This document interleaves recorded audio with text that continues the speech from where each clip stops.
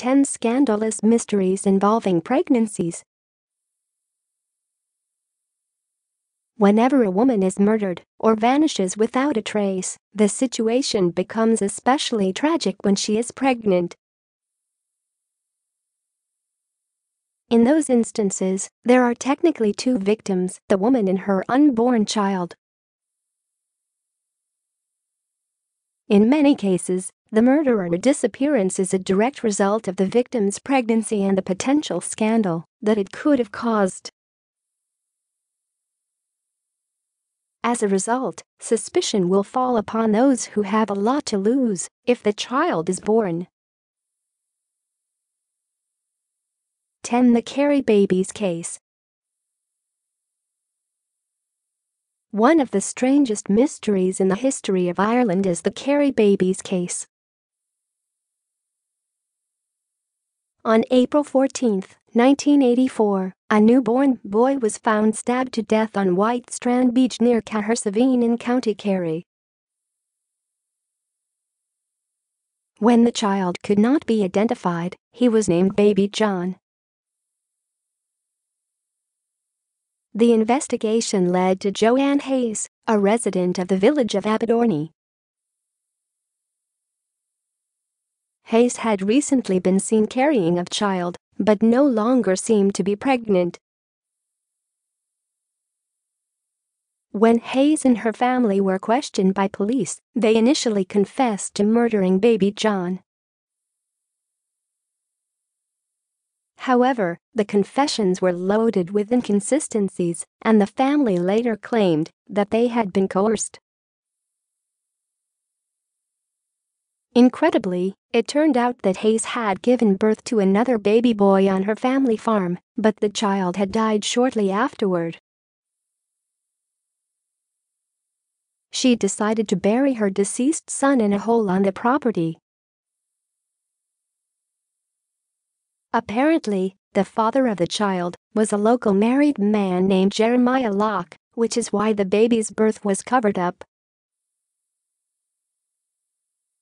Blood tests confirmed that the child had type O blood, matching both Hayes and Locke.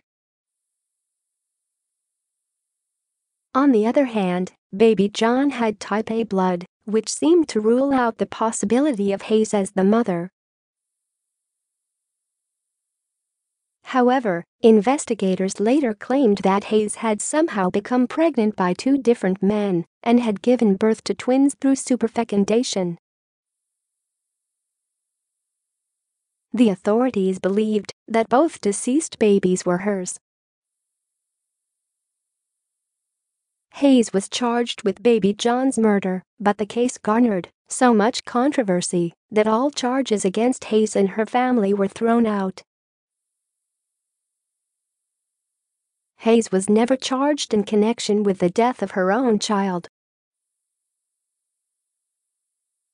The identity of Baby John's biological parents and the circumstances of his murder are still unknown. 9. The murder of Evelyn Hernandez. One of the most sensational crime stories of the modern era was the murder of Lacey Peterson, a young pregnant woman who vanished on Christmas Eve 2002. Her dismembered remains were later found in San Francisco Bay, and her husband, Scott Peterson, was eventually sentenced to death for the murder of his wife and unborn child. However, a similar crime had taken place in the same area several months earlier and hadn't received nearly as much attention. In 2002, 24-year-old Evelyn Hernandez was a single mother from El Salvador who lived in San Francisco with her 5-year-old son, Alex. On May 1, Evelyn was 1 week away from giving birth to another son when she and Alex vanished without an explanation. Shortly thereafter, Evelyn's wallet was found in a parking lot near the workplace of Herman Aguilera, the father of Evelyn's unborn child. On July 24, a decomposed female torso and a pair of legs were discovered near the Bay Bridge. DNA testing confirmed that they were the remains of Evelyn Hernandez. The rest of Evelyn's body and the fetus of her unborn child could not be found, and Alex remained missing. Evelyn had been dating Aguilera for years. But shortly after she became pregnant, she discovered that Aguilera was already married, and she ended their relationship. Initially, Aguilera cooperated with police, but he eventually stopped talking to them. He is not considered a serious suspect because his wife provided him with an alibi on the day of Evelyn's disappearance. When the Laci Peterson case hit the news, the similarities between the two crimes led to speculation that they were connected, but this has since been ruled out. The murder of Evelyn Hernandez and the disappearance of her missing son are still unsolved. 8. The disappearance of Selena Mays. On the evening of December 15, 1996, 12-year-old Selena Mays went to bed at her aunt's residence in Willingboro, New Jersey. When Selena's father entered her room the following morning, he discovered that she was gone. Some pillows had been placed under the covers to give the impression that Selena was sleeping. All of her personal items were left behind. When Selena was reported missing, a shocking piece of news was revealed. Despite being 12 years old, Selena was 9 months pregnant and due to give birth in 2 weeks. This was a particularly scandalous situation because Selena and her family were members of Gospel of Christ Ministries, a strict Pentecostal church run by Selena's aunt. At the time of Selena's disappearance, the church was under fire from former members who claimed that the church operated like a brainwashing cult and rarely allowed their members to have contact with the outside world. Selena had been seeing an obstetrician regularly.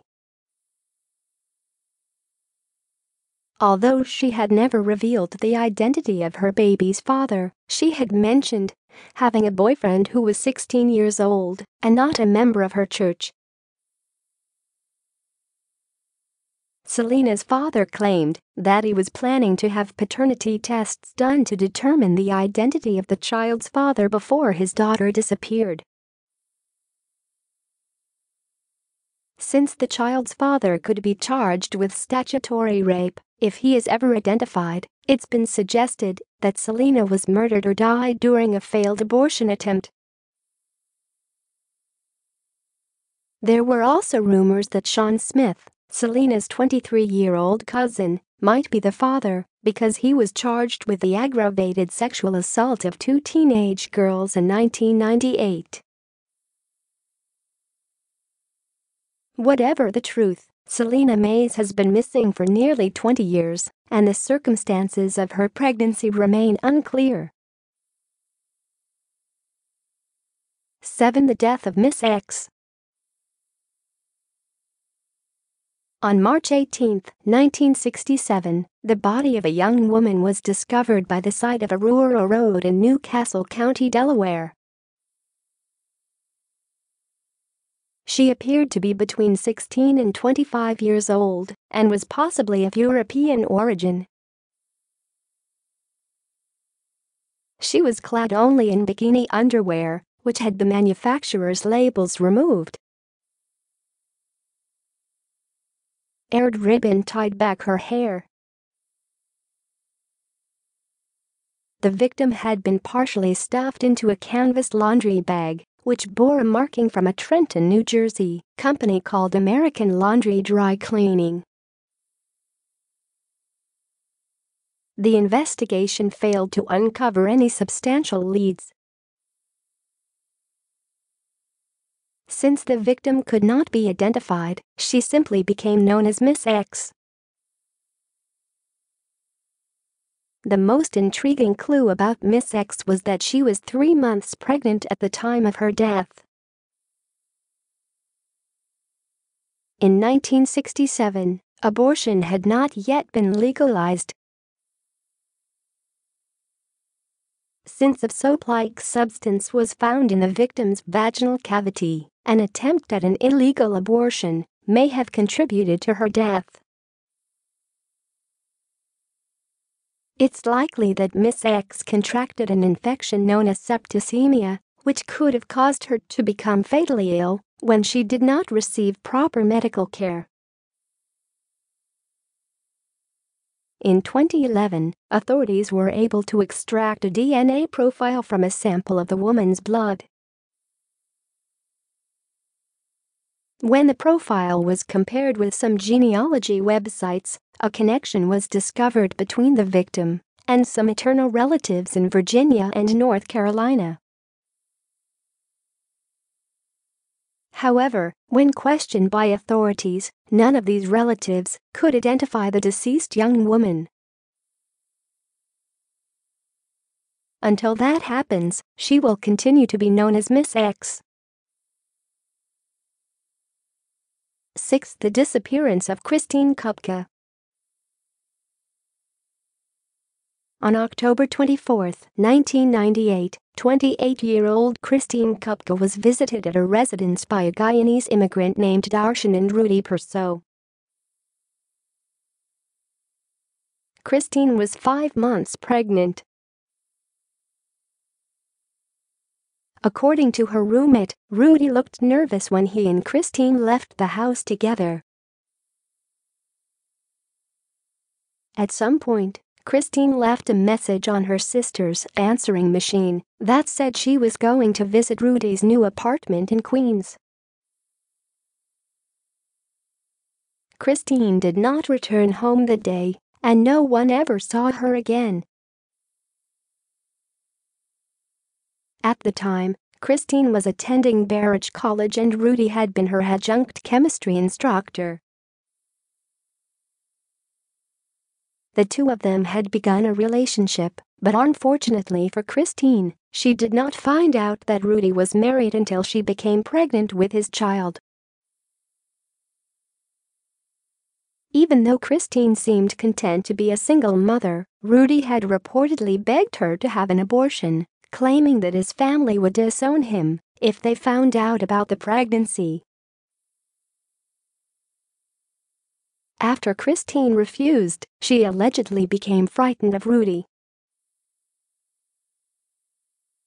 By the time October 24 rolled around, their relationship had improved, and Christine was prepared to allow Rudy to be a part of her child's life. Even though Christine had said she was planning to visit Rudy's apartment, Rudy told the police that he had taken her to a shopping center before dropping her off 2 blocks from her home. However, Rudy's story had some inconsistencies, and he eventually stopped cooperating with the authorities. In 2010, investigators dug up the basement of a store which had previously belonged to one of Rudy's cousins.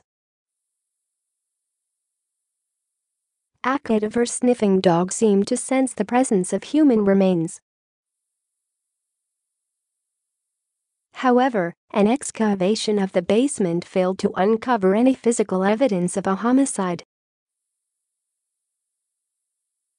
Although Rudy Persaud continues to be the prime suspect in Christine Kupka's disappearance, the case remains unsolved.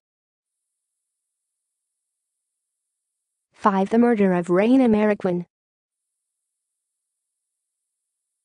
In 1999, the new owner of a house in Long Island discovered that a 55-gallon drum had been left inside the crawl space. When the drum was finally opened on September 2, everyone was shocked to find the mummified remains of a young woman inside. She had been bludgeoned to death and was 9 months pregnant with a male fetus. There were also some personal objects inside the drum, including an address book. This helped police to identify the victim as Raina Marroquin. She was an immigrant from El Salvador who had moved to New York in 1966 and disappeared without explanation 3 years later. Investigators were able to determine that the drum had once been used by a Manhattan-based company called Melrose Plastics, where Marroquin had been employed prior to her disappearance. The company was owned by a man named Howard Elkins, who was also a previous owner of the house where the drum was discovered. Police used the address book to track down a former friend of Marroquin who claimed that Marroquin had been having an affair with the married Elkins and became pregnant with his child. Marroquin had allegedly told Elkins' wife about the pregnancy and expressed fear that Elkins would kill her. Shortly thereafter, Marroquin vanished. When the 70-year-old Elkins was questioned by police, he was told that he would be compelled by court order to take a DNA test to determine if he was the biological father of the unborn child. On September 10, Elkins committed suicide by shooting himself. A posthumous DNA test proved that Elkins was the child's father. Although it's extremely likely that Elkins murdered Marroquin, his suicide prevented the case from being solved conclusively. For the disappearance of Bethany Decker. In January 2011, 21-year-old Bethany Decker was 5 months pregnant and lived in Loudoun County, Virginia. That month, Bethany's husband, Emil Decker, returned home on leave from his deployment with the military in Afghanistan. The couple had a 1-year-old son together.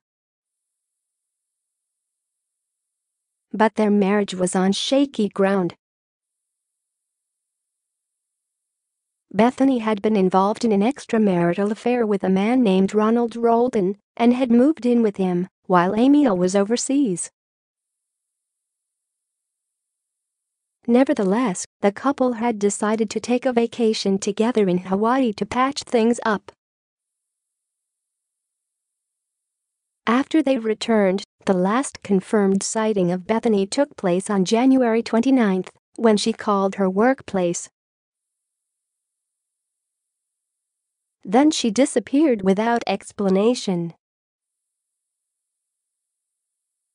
When Emil returned to Afghanistan on February 4, Bethany did not see him off at the airport. Weeks later, her family reported her missing. Bethany's car and all of her personal belongings were left behind at her apartment, and someone had been posing as her to send messages to friends on Facebook. It's likely that Ronald Roldan was the father of Bethany's unborn child.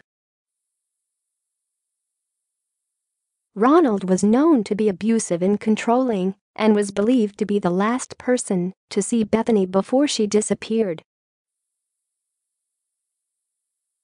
He gave inconsistent statements to the police before he stopped cooperating with the investigation.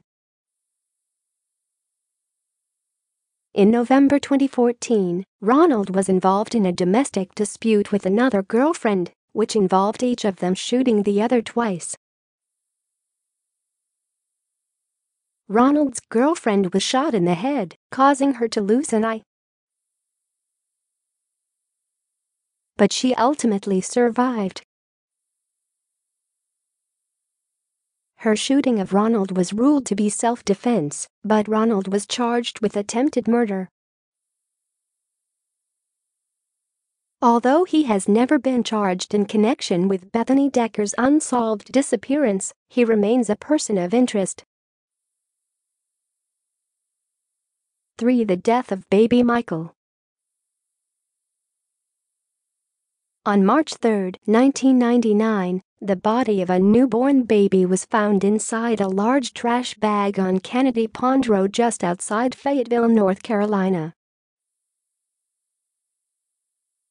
The baby was approximately 1 day old and appeared to have been healthy. The placenta was also found inside the bag.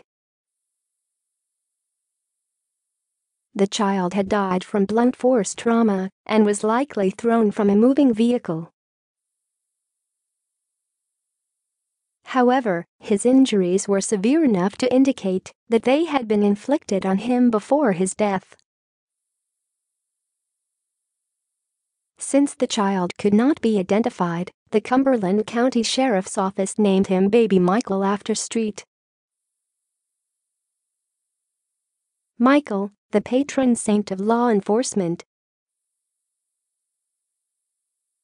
There were some intriguing clues as to the identity of baby Michael's parents. The day before the child was found, witnesses remembered seeing a couple in a nearby clinic. The woman was pregnant and looked visibly worried when she was told that she would have to go to a hospital for a maternity test.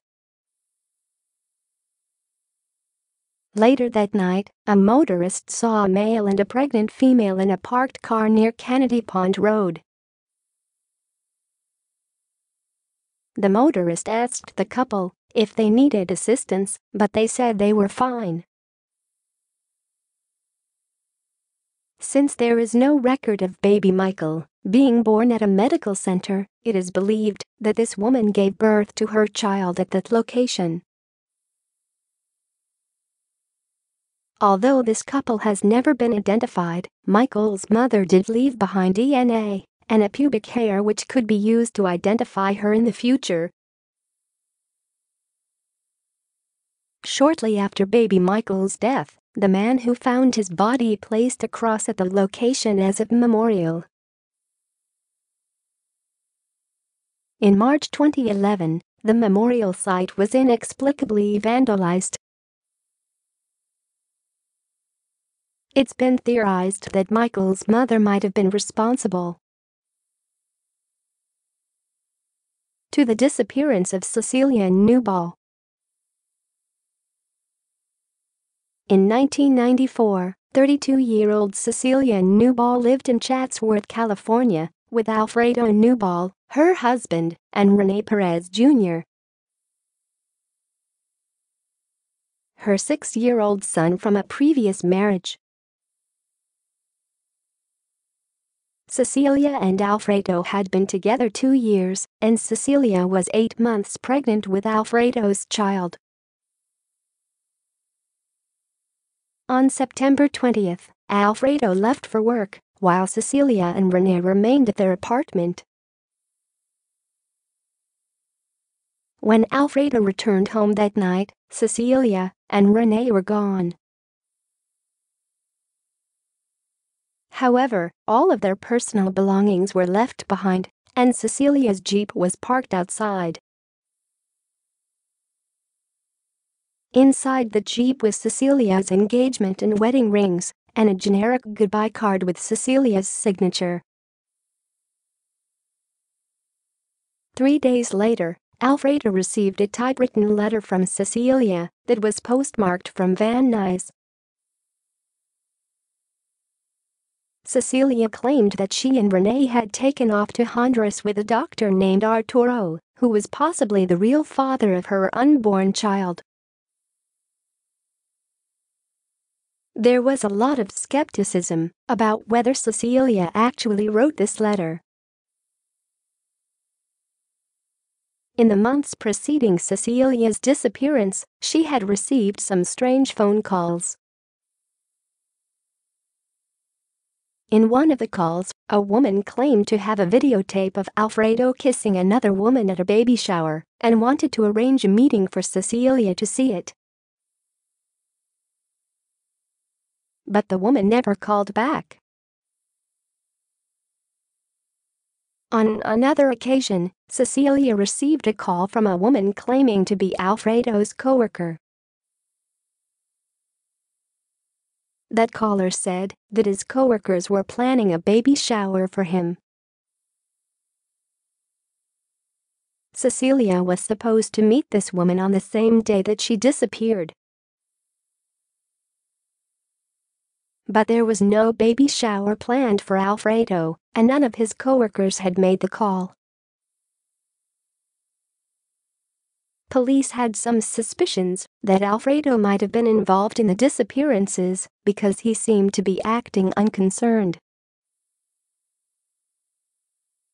But there is no evidence against him. The fate of Cecilia, Renee, and Cecilia's unborn child remains unknown. 1. The murder of Rose Harsent. In 1902, 22-year-old Rose Harsent was employed as a servant at Providence House, the residence of a local clergyman in the village of Pisenhill, England. On the morning of June 1, Harsent's father showed up at the residence to discover his daughter's body in the kitchen.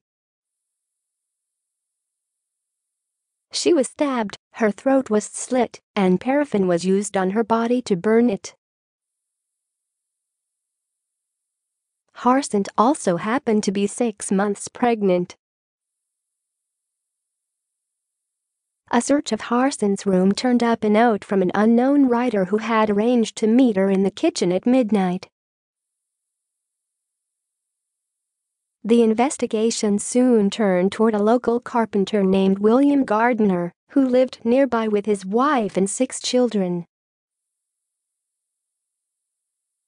There was already gossip around the village that he had been conducting a secret affair with Harsent and was suspected of being the father of her unborn child. A lot of circumstantial evidence seemed to point to Gardner. A broken bottle was found at the murder scene which had previously contained medicine prescribed for Gardner's children. A blood-stained knife was discovered in Gardner's house, and he was seen holding a bonfire the morning after the crime. Gardner was charged with murder and went on trial in November.